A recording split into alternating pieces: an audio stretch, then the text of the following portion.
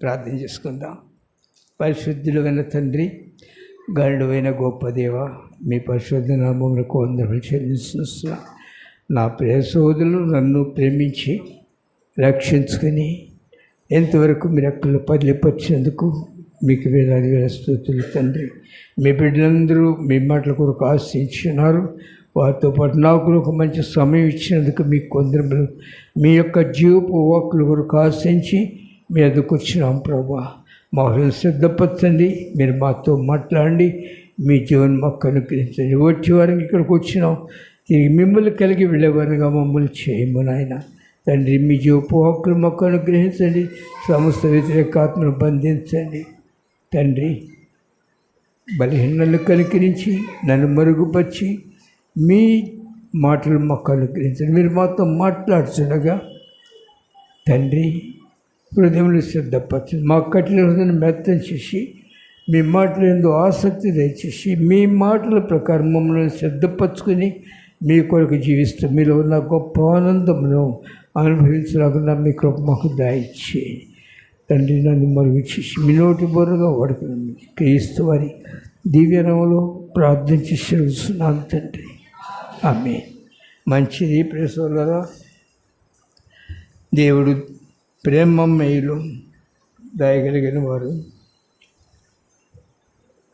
దేవుడు లోకమును సృష్టించినప్పుడు తన స్వరూపం చేసుకున్న ప్రతి ఒక్క మనుష్యుడు కూడా పరిపూర్ణ సంతోషంలో ఉండాలని ఆయన యొక్క ఆశయం. ఏ మనుషులు శ్రమలు పడాలని దేవుడు ఇష్టపడలేదు. ఎందుకంటే ఆయన బిడ్డలు మనము, ఆయన స్వరూపంలో చేయబడిన వారము. అయితే అనుకోవచ్చు, మా తండ్రి పలానా కానీ కాదు. మన తండ్రి సర్వసృష్టికర్త. ఆయన లోకంలో మనం పంపించే సమయంలో సమస్తాన్ని మన కొరకు ఏర్పరిచేసి మనం సంతోషంగా ఉండాలని ఆయన ఆశించినారు. కానీ సర్పము సాతాను ఆ యొక్క సంతోషం నుండి బయటకు లాగి వేసినాడు. దానికి కారణం నేను మొన్న కూర్చుని యోచన చేస్తున్నప్పుడు దానికి కారణము ఎవరు? సాతాను ఎవరి దగ్గరికి వెళ్ళింది? స్త్రీ దగ్గరికి వెళ్ళింది. స్త్రీని పట్టుకుంది. స్త్రీ ద్వారా శాపం తెచ్చుకున్నాడు పురుషుడు కష్టపడమని ఎక్కడ చెప్పలేదు, కానీ ఏలు అన్నాడు. ఆదాంతో చెప్పాడు, ఏలండి, స్వతంత్రంగా ఉండండి, సంతోషించండి, నేను మీ ఎదుకు వస్తాను, మనం సంతోషంగా ఉన్నాం. అయితే శత్రువు సాతాను స్త్రీని బయటికి లాగి తనలో శత్రువులో ఉన్న స్వభావం తనలో పెట్టింది. నేను దేవునంత వాడిని కావాలి. ప్రియా యేసు నిర్మించితివి, ప్రియమారనా హృదయం ముదమారవసే సోనా హృదయ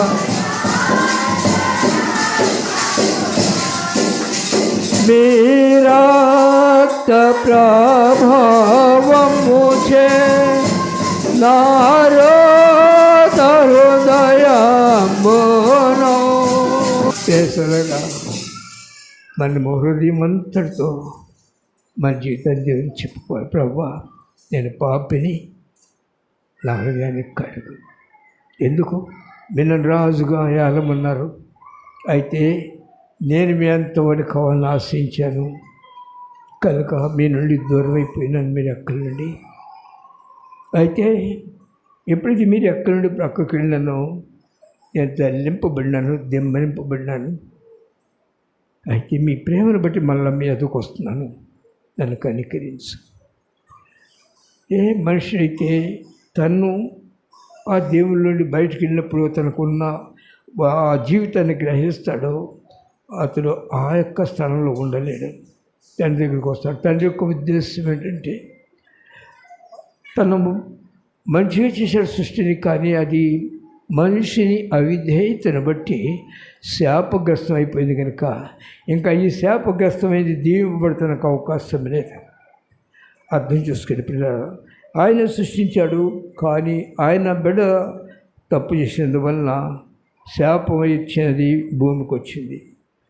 ఈ శాపగ్రస్తమైనది బాగుపడలేదు కనుక ఆయన ఉన్న స్థలంలో అంతకుముందు ఆయన వచ్చారు, వాళ్ళ దగ్గరికి వచ్చారు, దినదినం వారితో ఉన్నారు, ఏదైనా వాళ్ళు సంతోషంగా ఆనందించారు బిడ్డలతో. వారు ఎప్పుడైతే దారి తొలగినారో మనలో వచ్చారు కానీ వారు లోబడలేదు. అందువలన వారి కొరకు ఆయనున్న స్థలములో ఒక రాజ్యం ఏర్పరిచారు. అది పరిశుద్ధ రాజ్యము.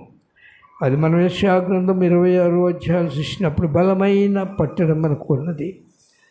సత్యమును ఆశ్రయించు నీతి గల జనము ప్రవేశించినట్లు ద్వారములు తీయండి. సత్యమును ఆశ్రయించు నీతి గల జనము అంటే ఎక్కడంతా చెడిపోయినాం, పాడైపోయినాం, భూమి మన బట్టి శాపగ్రస్తం అయిపోయింది కనుక మళ్ళా తిరిగి మనం ఆ శాపగ్రస్తమైన దానిలో ఉంటే దాంతోపాటు మనం కూడా క్షయం కావాల్సిన ఈ భూమి, ఈ ఆకాశము, ఈ సమస్తము క్షయమైపోతాయి. దీనిలో ఏది కూడా శాశ్వతంగా ఉండదు. క్షయమైపోయే దానిలో దీనిలో ఉన్న మనం కూడా క్షయమైపోతాం కనుక తండ్రికి అది ఇష్టం లేదు. తన స్వరూపంలో చేయబడిన తన బిడ్డలు క్షయమవటానికి ఇష్టపడలేదు. కనుకని వారి కొరకు ఆ యొక్క ఆశీర్వాదకరమైన పట్టణంలో మనం ఉండవాలని మన కొరకు ఆయన స్థలంలో మనకు ఒక పట్టణాన్ని ఏర్పరిచారు. అది నీతికి రాజ్యము, పరిశుద్ధ రాజ్యము, నీతిమంతులు నివసించే దేశం. అది ప్రేసలారా మీరు చూసినట్లయితే ఎలా పడితే అలా ఉండి ఆ దేశంలో ప్రవేశించలేము అని యెషయా గ్రంథము 35వ అధ్యాయంలో అక్కడ దారిగా ఉన్న రాజమార్గము కలదు. చదవండి దయచేసి. అది పరిశుద్ధ మార్గము అనబడును. అది అపవిత్రులు పోకూడని మార్గము. అది మార్గమున పోవు వారి కొరకు ఏర్పరచబడెను.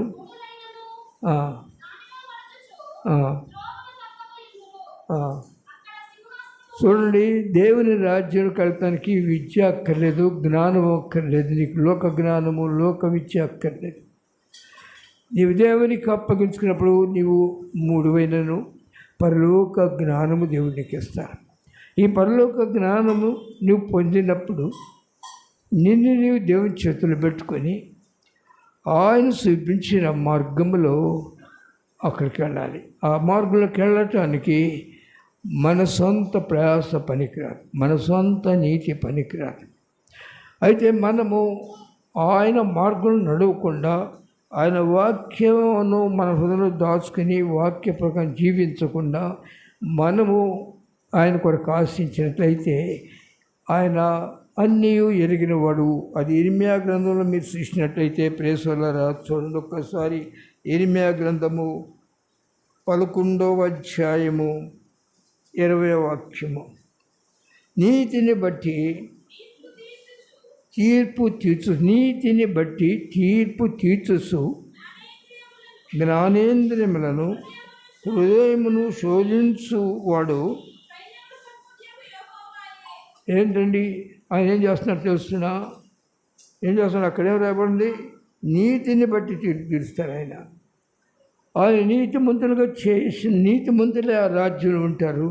నీతిని బట్టి ఆయన తీర్పు ఇచ్చి ఆ రాజ్యం చేర్చుకుంటారు. అయితే మనుషులు నీతిమంతులు కాదు. కానీ ప్రేసలారా మనుషులందరూ బలహీనలై శరీరానుసమైన జీవితం జీవిస్తూ శాపగ్రస్తులై ఉండగా ఆయన ప్రేమను బట్టి ఆయనకున్న సంతోషం విడిచిపెట్టి ఈ లోకంలోనికి దాసుడుగా వచ్చినాడు. దాసుడుగా వచ్చి కార్యముల ద్వారా విశ్వాసం కలుగజేసి కార్యముల వల్లనే ఒక మనుషుడు పరలోకంలోకి వెళ్ళడు. గుర్తుపెట్టుకోండి, కార్యముల వలన మనుషునికి విశ్వాసం. దేవుడు ఉన్నాడు, ఆయన అద్భుత కార్యములు చేయగలడు, ఆయన రెక్కరికి నుంటే నాకు సంతోషం ఉంది, క్షేమం ఉన్నది అని గ్రహించే ఆ పరలోకపు జ్ఞానమును దేవుడు మనుషుల హృదయంలో పెడతాడు. ఎప్పుడైతే మనుషుల హృదయంలో ఆ జ్ఞానం వస్తుందో ఆ జ్ఞానం కలిగిన మనుషులు విధేయుడు అవుతారు, దేవుని మాటకు విధేయుడు.